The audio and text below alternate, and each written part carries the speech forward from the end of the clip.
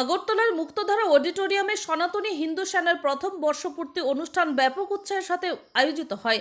এই অনুষ্ঠানের উদ্বোধক হিসেবে পূর্ব নির্ধারিত সিদ্ধান্ত অনুযায়ী উপস্থিত ছিলেন রাজ্য সরকারের তফসিলি জাতীয় কল্যাণ দপ্তরের মন্ত্রী সুধাংশু দাস, ছিলেন আগরতলা পুর নিগমের মেয়র দীপক মজুমদার, সনাতনী হিন্দু সেনা সভাপতি তাপস মজুমদার সহ অন্যান্য বিভিন্ন স্তরের বিশিষ্ট ব্যক্তিত্বরা।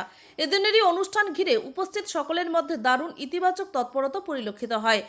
এদিকে এই আয়োজনে উপস্থিত থেকে রাজ্যের মন্ত্রী সুধাংশু দাস তাৎপর্যপূর্ণ অভিমত প্রকাশ করেন।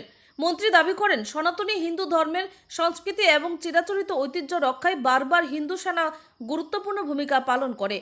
আগামী দিনে সকলের সম্মিলিত প্রচেষ্টার মধ্য দিয়ে হিন্দু ধর্মের সংস্কৃতি, ঐতিহ্য এবং পরম্পরাগত বিশিষ্ট রক্ষিত হবে বলে মন্ত্রী আশা প্রকাশ করেন। এখানে উল্লেখ করা প্রয়োজন, রাজ্যের মন্ত্রী সুধাংশু দাস বারবার সনাতন ধর্মের পৃষ্ঠপোষক হিসেবে বিভিন্ন ভূমিকা নিরন্তরভাবে প্রতিপালন করে চলেছে। একই রকমভাবে মেয়র দীপক মজুমদার সহ অন্যান্য বিশিষ্ট ব্যক্তিত্বরা সকলের সম্মিলিত প্রয়াসের মধ্য দিয়ে সনাতনী হিন্দু ধর্মের প্রতি সকলকে আরও বেশি সহনশীল হওয়ার আহ্বান রাখেন। Bureau report, 24 news Bangla. কিন্তু শুরু হলো আগ্রাসন। প্রথম মুঘল, তারপর পাঠান, তুর্কি আক্রমণকারীরা এলো হিন্দুস্থান দখল করতে।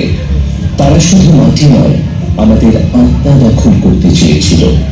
হাজার হাজার মন্দির ধ্বংস করে গড়া হলো মসজিদ। দেবমূর্তি ভেঙে তাদের মাথায় মাটি চাপা দিল।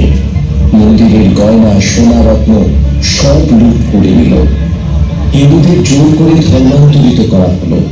হত্যা, ধর্ষণ, আগুন, কড়াদায় সব অস্ত্র ব্যবহৃত হলো এই পবিত্র জাতির বিরুদ্ধে। তারপর এলো ব্রিটিশ, হিন্দুদের ইতিহাসকে বিকৃত করল, শিক্ষাকে বদলে দিল। আর যখন এলো স্বাধীনতার সময়, মুসলিম লীগের ষড়যন্ত্র আর গান্ধীজির নীরবতায় দেশ ভাগ হয়ে গেল। একদিকে পাকিস্তান, অন্যদিকে ভারত। কিন্তু সেই পাকিস্তানে থেকে গেল কোটি কোটি হিন্দু, পশ্চিম ও পূর্ব পাকিস্তানে। এক হতে হবে, অন্যথা কোনো রাস্তা নেই। সবাইকে এক হতে হবে। আজকে ইসরায়েল মাত্র 90 লক্ষ যেখানে জনসংখ্যা, সেই ইসরায়েল আজ এত বড় বড় রাষ্ট্রের সাথে যুদ্ধ করছে। কেন তারা যুদ্ধ করছে? এই কারণে নিজেদের এক্সিস্টেন্স বাঁচিয়ে রাখার জন্য। কারণ তারা জানে, তারা যদি যুদ্ধ না করে তারা পৃথিবীর মানচিত্র থেকে মুছে যাবে।